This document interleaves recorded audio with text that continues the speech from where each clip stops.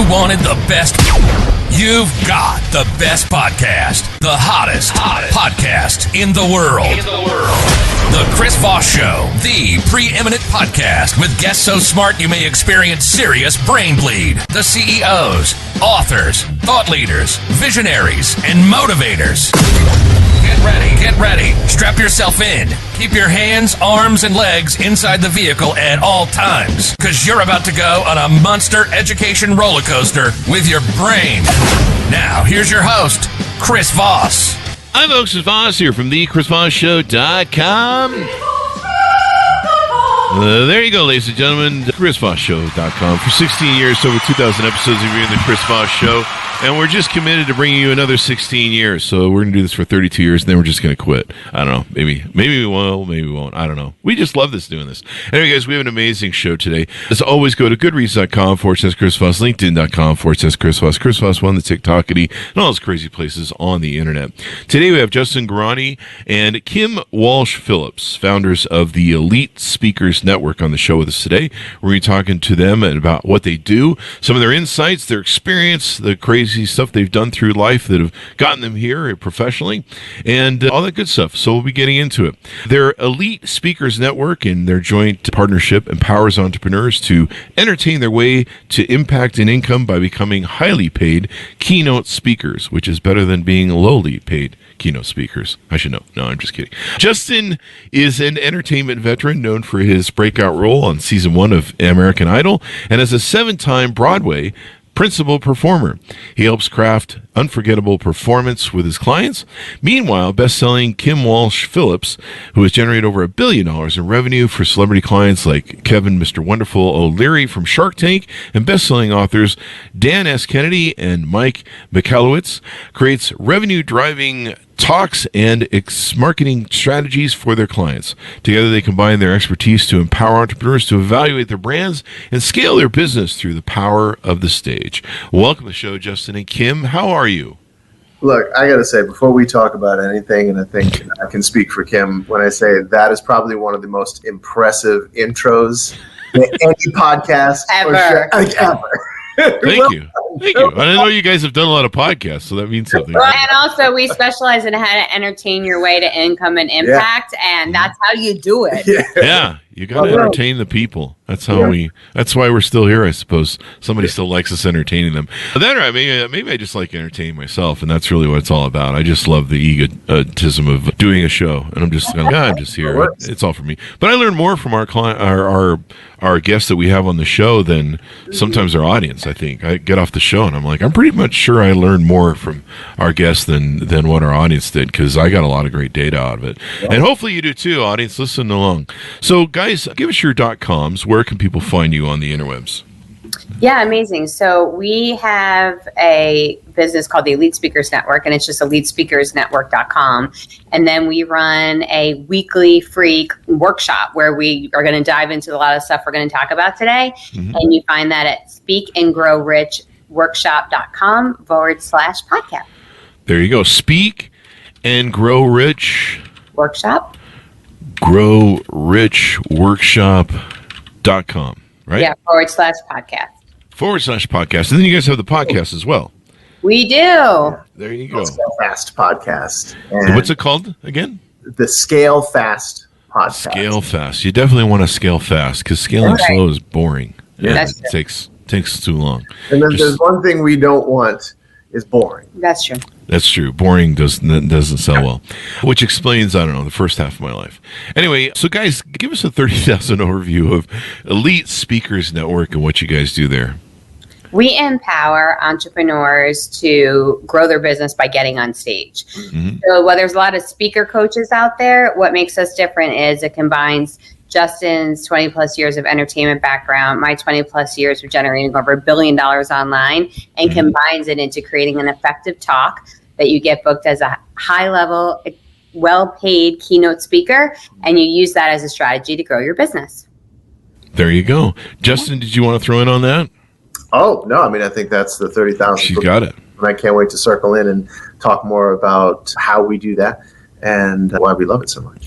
There you go. Now, Justin, you were on American Idol, and you've done Broadway shows, so you know what it's like to be on stage. How is it transitioning from that and using your celebrity to elevate your status as a keynote speaker and helping others achieve the same? What I love is that a lot of people who are clients, people that we interact with, love to come up and say, oh, you are just so lucky. You have that X factor. You were born with the gift of gab. You were born to be on stage. And I think maybe you could have some insight on this, Chris, too. No one is born to do any of that. No one is born to sit behind a microphone like you have. No one's born to be on camera on stage. It's a learnable skill. And Kim and I did the same exact thing. And I just decided from a very young age that was the skill set that I wanted to focus on. It took me to American Idol in front of 30 million people. It took me to 7 Broadway shows. It took me to commercials all across America playing Lil Sweet, the Dr. Pepper character. It takes me every single which way I have gone in my entertainment career. And yet there's always this desire to evolve, to grow, and to scale. And I realized I was singing one night actually in Wicked on Broadway, and I just realized, oh my goodness, coming off the stage, even though I was in front of 1,200 sold out crowds, like 1,200 people every single night, like I'm just an hourly wage worker. If I get injured, I don't have any stake in the show, right? I'm just going to be replaced by somebody else. And so I had spoken on stages before. I had coached actors. I had coached entrepreneurs on how to get on stage. But it was in that moment that I realized, to answer your question, that there was a bigger space for me to play in. Yes, I still am in the entertainment space. I work for Disney now and doing voiceovers for cartoon work. But I have really transitioned on helping people. Like, how do we as entrepreneurs, as business people who are used to one-on-one work or used to just referrals or being that best kept secret, how do we really get on stage and deliver an engaging, exciting, entertaining performance? And so that's what I've just been really passionate about doing. And then Kim came along into my world with her ability to really capture people's message. And from a performance aspect, there's a couple of key things just to give you some actionable items. When you're speaking on the stage, when you're speaking, I don't care if it's a Rotary Club or if it's a big convention, one of the things you want to do is set yourself up as the authority, right? There's a reason why you have that amazing introduction, right? Because it sets your whole show up. It's the same thing that we do on the stage. We have a sizzle reel. We specifically ask for people to play a sizzle reel that we put together ourselves, by the way, based on all the stuff that we've done, the video, the audio, all of that. And it just sets us up as that authority. We don't sit out in the audience, for example. Even for, I've been at a Rotary Club, Princeton Chamber of Commerce. I didn't sit out in the audience. I entered from the back, just like all the big speakers would. It's those little tweaks and those little things that I love to help people with when it comes to stagecraft and stage performance that sets you up as that authority, so that when you deliver your message, people are way more open to hearing it and seeing you as that leader, that thought leader. There you go. And one of the things about being an actor is there's stagecraft to it that is a lot the same with being a speaker.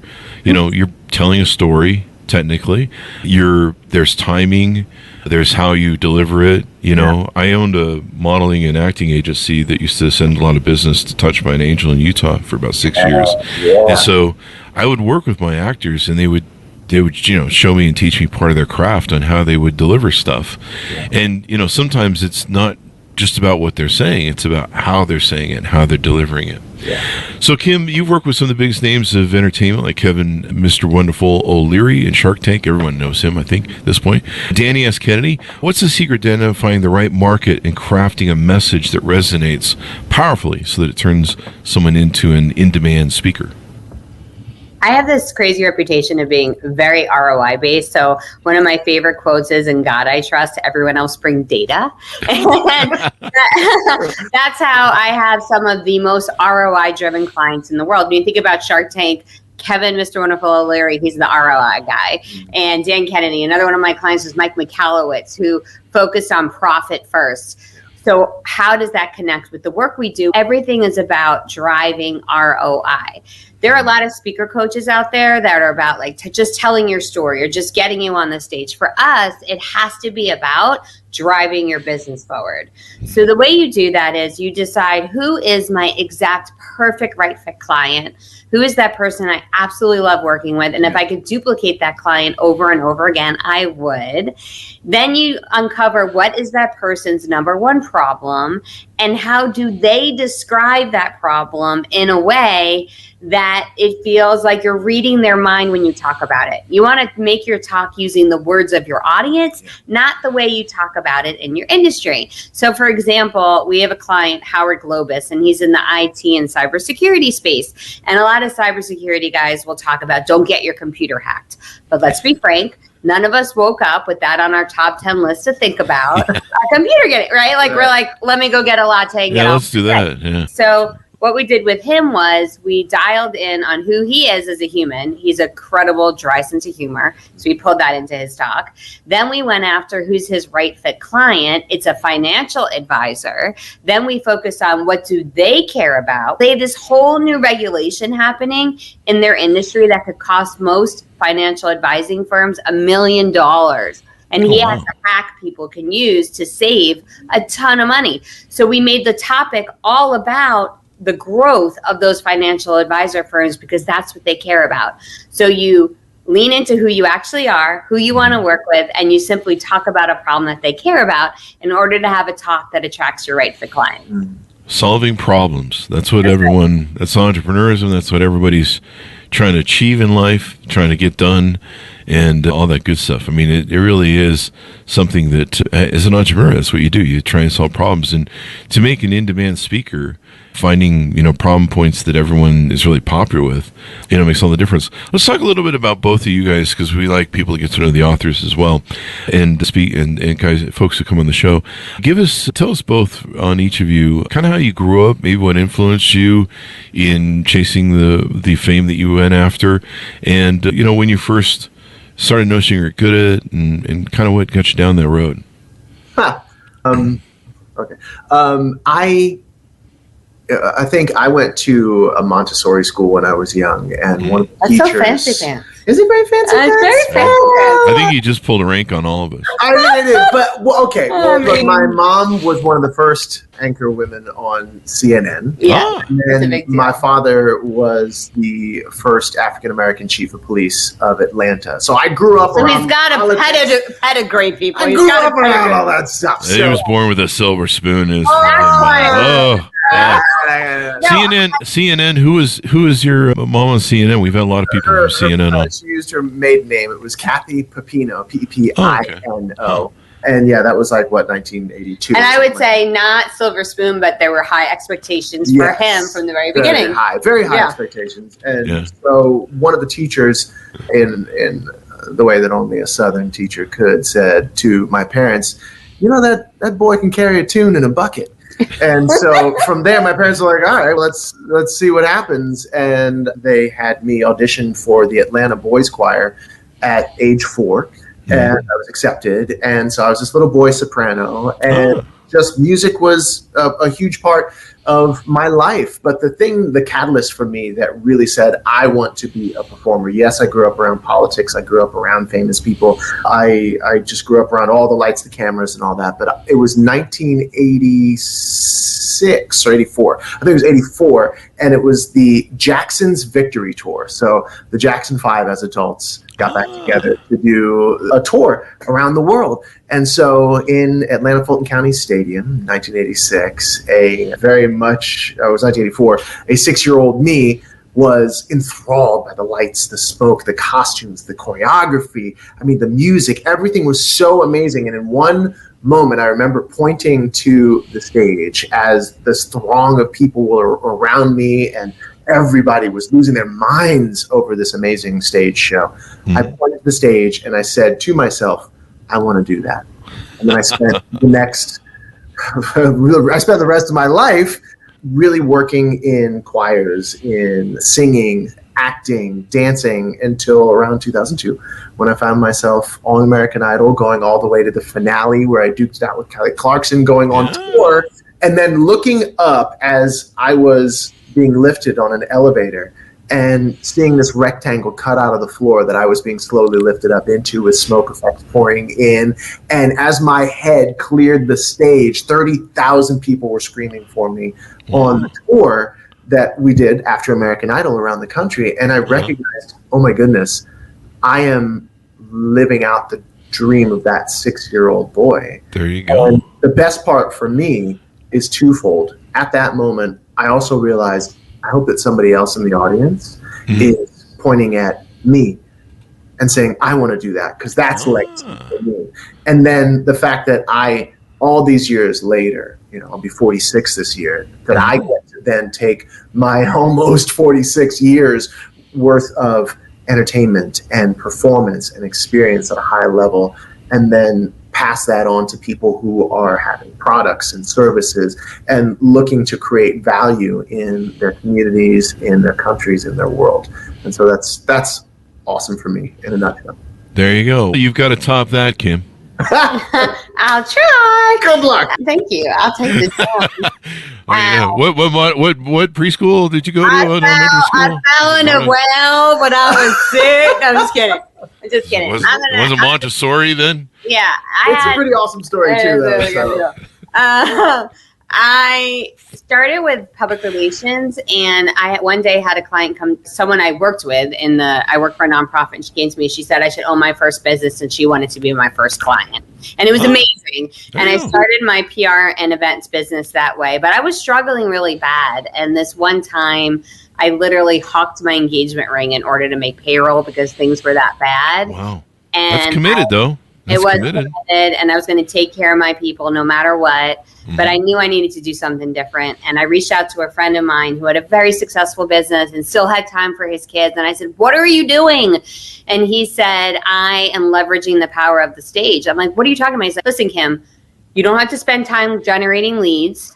You don't have to spend time building your brand because the event already did it for you. All you need to spend time doing is creating a talk and perfecting it. And I was like, oh, God, where's it? And so I did. I did my first talk, and I made an offer. And afterwards, I was crying in my car because I had closed 80% of the room. Wow. And it was the first time in my life that I felt like I was finally in control of my business. And I got obsessed. I used this strategy to grow my first company so far that I was able to sell it. I'm one of the top 1% of all marketing agencies of all time that can sell their agency at an exit. And then I started my next business, and using speaking, I was able to grow it to the Inc. 5000, number 475 in just 3 years.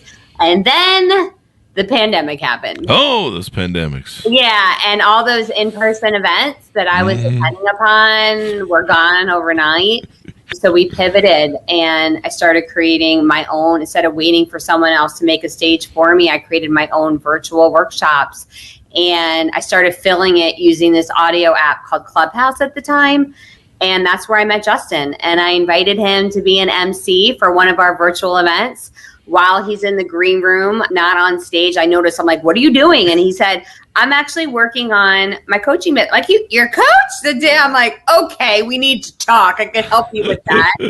He becomes a client of mine, and then we start working together. He starts coaching some of my clients. We said, you know what? This is a crazy story, Chris. We ended up being on Bravo's Below Deck Sailing together. And while we're on the show, most people are just going and like eating the food and drinking the drinks. We end up coaching everyone on the show. Yeah. Oh, wow. By the way, like, I'm the one who has the quote unquote celebrity, but she's the one who invited me on the TV show, by the way, just so you know. Yeah. And so we ended up coaching all these people on the boat. And the producer pulled me aside and said, you guys have something here you should develop. Definitely. The captain of the ship ends up becoming a client. We launch our business that day, and we've just grown this really cool company that takes, I was in theater. I used to be on the speech team. I wrote for the magazine in my, school newspaper, all that thing. And it kind of takes everything that is both of our gifts and lets us do it. And we get paid to do this. Paid for it? What? world. Yeah, It's crazy. it's amazing. Good deal. I like that. I like getting paid for stuff. It helps keep the bills happy. Yeah, it does. You know what? Because the bank doesn't take "I did good today" as payment. No, so we require. I've tried. Yeah. I have to have that because I'm a Raiders fan, and so I lose a lot to the bookies, and I owe. I understand that. I owe millions at this point from 19. Someday. Someday they're going to win. Optimism is the key to life. So I just quit betting it all on red. Anyway, so this has been exciting, guys. You know, it sounds like you've both been on journeys through life that have helped shape you, helped to impact you, and now you've reached a point where you can give back to others and share your knowledge. You know, I talk a lot about the show. You mentioned earlier, Justin, people don't, you know, this isn't something you're born with to be entertaining. I'm assuming I'm entertaining. And you know, when I grew up, I was a very quiet, introverted person. I know it's hard to imagine. Most of my friends are like, seriously? We can see video of this because it's hard to believe. You never shut up now. But I grew up that way. And then when I started my first company, I realized I really had to communicate. I was kind of a people watcher most of my life, and I had to communicate and lead people, and I had to do that through, you know, being entertaining, speaking, motivating people, getting people excited, and whatever vision I had for my companies and stuff, or whether you're just being a speaker for your vision of how you see the world, or whether you're an author. And so I developed that skill, you know, just like you said earlier, Justin, that you can develop the skill. Yeah. Influence is what we're talking about today, and it's crucial in both entertainment and speaking. Justin, how do you captivate and convert audiences from the stage? And what are some tips you can share with listeners to do the same? Well, captivating and converting an audience from the stage starts with really just grounding yourself. It starts with being able to get up and feel comfortable in your own skin up there. Now, I will say this. If you feel nervous before you go on the stage, before you go, maybe sit behind the microphone. Or, run as fast as you can. Don't run. Now, if you feel nervous, even just thinking about getting up in front of a small, large, whatever number of people, I just want to be the first to tell you, congratulations. You're a human being. Everyone feels that. If the day I don't feel nervous before I go in front of a Broadway audience or step on the set of a TV or commercial show, whatever. I mean, the day I don't feel nervous is the day I'm going to hang it up because it means I don't care. Yeah. We get nervous because we want to do a good job. We want to be seen as the expert. We want to make sure that we give the most amount of value. I mean, all these things. But at the end of the day, when it comes to influencing an audience, it's actually really, there's some simple things that you can do. Because way back in the day, when the caveman was walking around and it was raining outside, and the caveman was like, I got to find some place to get out of this rain, and the caveman saw a cave, what's the first thing that caveman did? Looked and judged. Is there bones around? Is there animal fur? Am I going to be safe going into this place? And I know we love to say, "Oh, I don't judge a book by its cover." I don't know, but that's not true. We do. We are so judgy. We're so judgy. We're so judgy. So when you show up, for example, Chris, and you've got this really professional microphone, not just the professional microphone there, but with what we call in the industry a flag on the back there that has your logo on it, right? And then you have what looks to be a branded hat. You've got this background behind you. Everything about what you're showing up with screams, I'm a professional. Screams, I have taken care of. What do I have them fooled? Yeah, exactly. But that's the thing. That's the thing. You could be on episode number 1 and showing up like that. You look like a professional. And you would look like a professional. And so that leads me to my point. There are little things that we can do when it comes to virtual backgrounds, when it comes to being in a virtual space like this, to just make sure that we present ourselves as an authority. I won't go too deep into it, but I'll say this. You have a great virtual background. It's awesome. Thanks. It speaks to exactly what your show is. I mean, literally. Are you using a green screen? Yep. Green screen. That can tell. That's the huge difference there. Yeah, and it's really important, looks really good. Right? When you use a green screen like that, the computer is much more easily able to cut you out of the background and to separate you from the background. And so a lot of people will use schlocky backgrounds. Just be super careful about the colors that you wear, making sure they're not the same, make it easier for the computer. If you're not going to use a background, which is totally fine, make sure that the space you're in is clean. Right? Make clean. sure that if you were to take a picture of it, and examine every little thing in it, does everything in the background speak to your brand? Yeah. Does it speak to an authority positioning?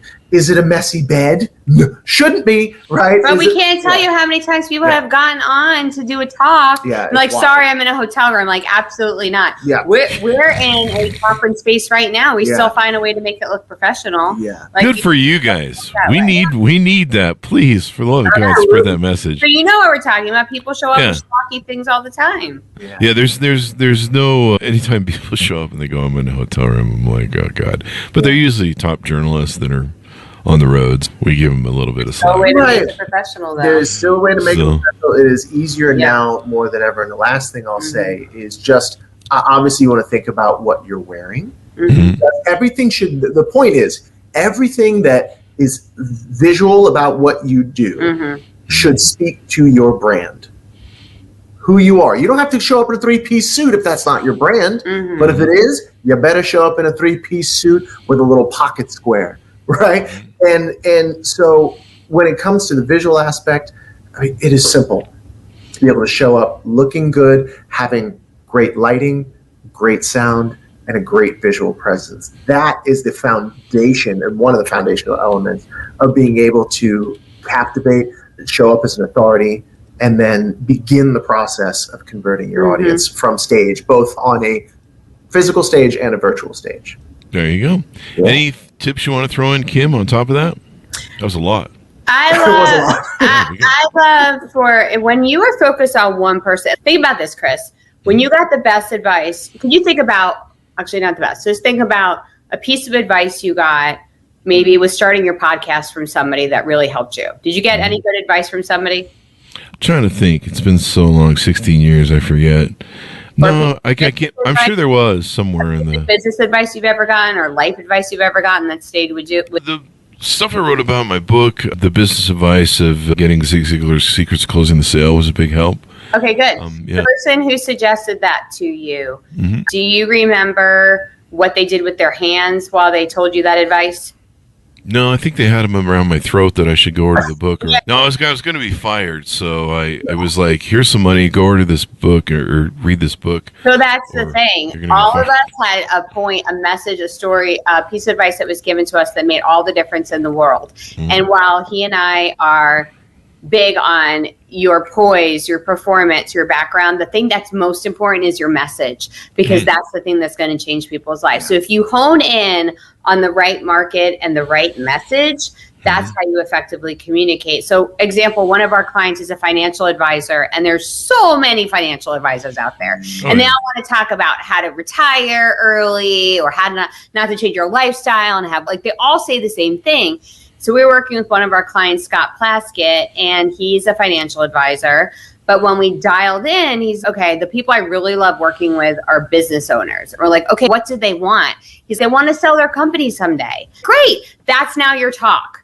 How to sell your company someday. And we're going to focus on what are the financial indicators that you need to decide how much money do I need to sell my business for and what do I need to do in order to accomplish it. That became his talk because it was based on what he wanted to accomplish. That makes him an instant authority because now his talk makes him stand out from everybody else. And on his first talk, he landed 2 clients that were over 6 figures each. Wow. Just by nailing the topic and the target and focusing on that. Nice. That's the way to do it. Yeah. And what about going on podcasts? Do you guys see a lot of clients you pick up doing podcast interviews? That's very popular these days. It's amazing by honing in on who our market is and connecting with podcast hosts that make sense for us to go on.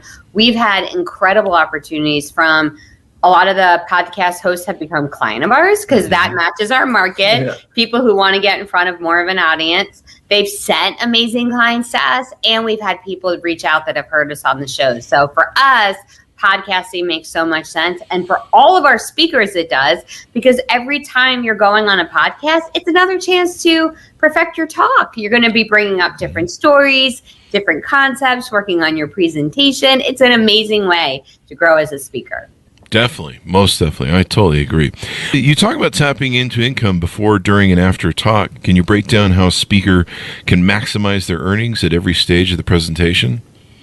Absolutely. So before the talk, that's what we call the keynote speech talk fee, right? That's when you're going to get paid to take the stage. And you want to think of your range being anywhere from $2,500 to typically $25,000. And the way to get paid the most money is by giving them a price that you want and not apologizing for it after you say it, and making sure then you have a performance that warrants that kind of fee. And then during is when you make an offer from the stage. We love to make an offer that we call an easy yes offer.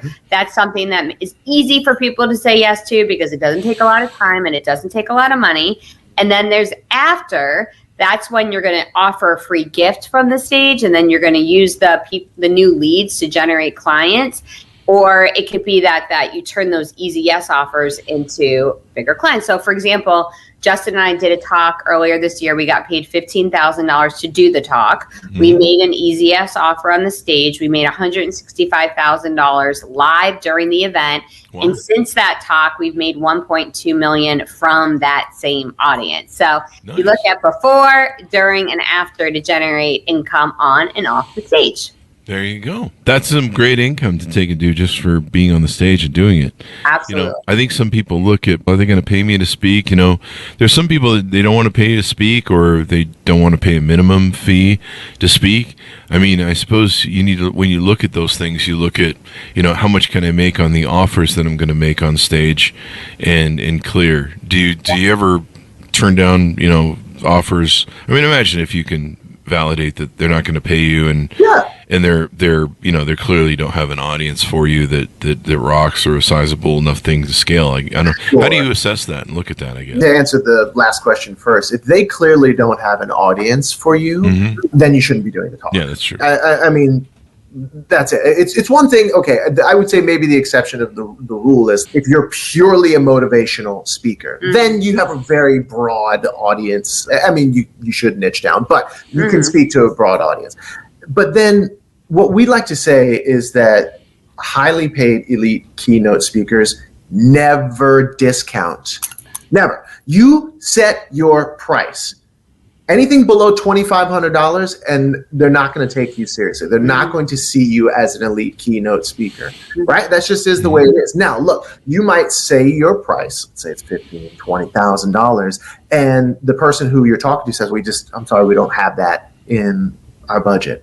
Instead of saying, no, which is what a lot of people will do, or this is my price, and then there are ways that you can work with them. And this is why we talk about before, during, and after, because when you have more options in your arsenal to be able to monetize an audience, to be able to monetize a speaking engagement, then you can begin to say, okay, you can't pay my speaker fee, but I do have a book that I've written and I require this many purchases of my book in advance. Or you can't necessarily pay my speaker fee, but you can pay X amount of my speaker fee, and I would like to be allowed to make an offer of my product or service from the stage. I would like to be able to do it that way. And that is part and parcel what we did with the speech that Kim just mentioned.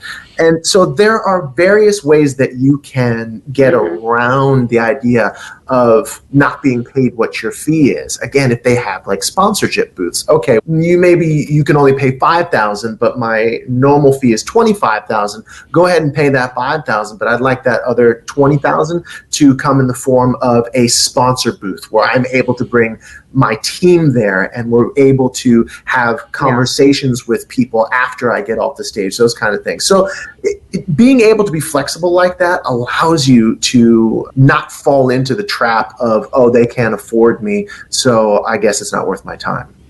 There you go. There you go. So let's talk about some of the offers that you guys have on your website and how those work. Talk to us about some of these things that I see here. There's a celebrity speaker blueprint, the network, in-demand bootcamp, intensive speakers, VIP, elite speaker circle. Talk about some of the different offers people can find on your website.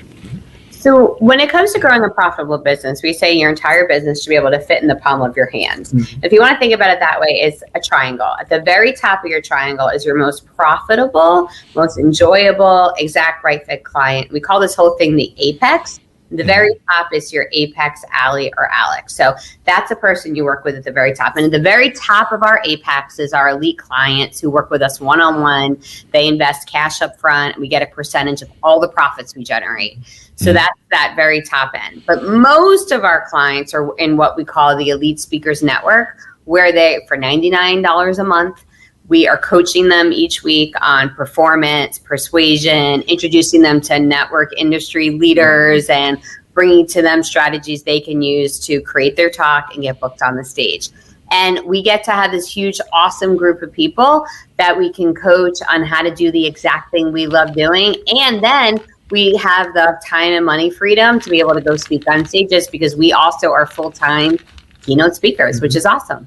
There you go. There you go. Doing the speakerships can really help turn your revenues. If you're, well, who are the best? I'll imagine anybody, but who are the best proponents for, taking advantage of these speaking sort of techniques and strategies?